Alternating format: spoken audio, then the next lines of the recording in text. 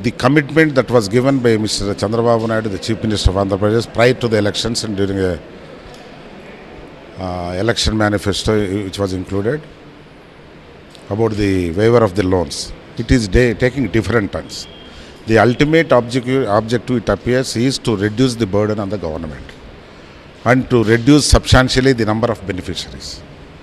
So this way, I think the farmers of this state are being cheated. So the Chief Minister of a state, having made the assurances, making the performance and getting the power based on those assurances, he is totally ignoring these commitments. So that is the objection I got. And yesterday again he has made a statement that the 80 lakh account holders who have raised the loans towards crops have been reduced to 49 lakhs. And it is being verified and they are reducing it. I don't know what type of verification they are doing. The sole objective is to reduce the burden on the government.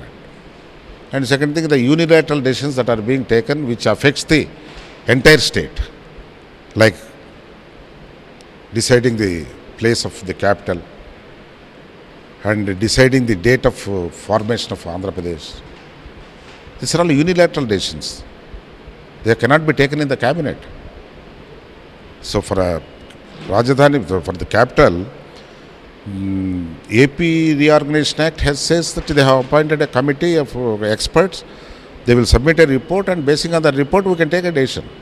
So the location of a capital in a particular place will bind the generations. It is an irrevocable decision, and he can't take it. He is not locating his house there. It is not his party office. It is the capital of the entire state, of the people who are living in 13 districts. So how can he take decision unilaterally? So if you people are asked to give your point of view on that, are you all ready to go and give your view for? How demanded on the floor of the council, on the floor of the assembly. We have demanded, let the report come and we will discuss it. Then you can take a decision. No, prior to that he has announced, he has got a vested interest. He has got a vested interest.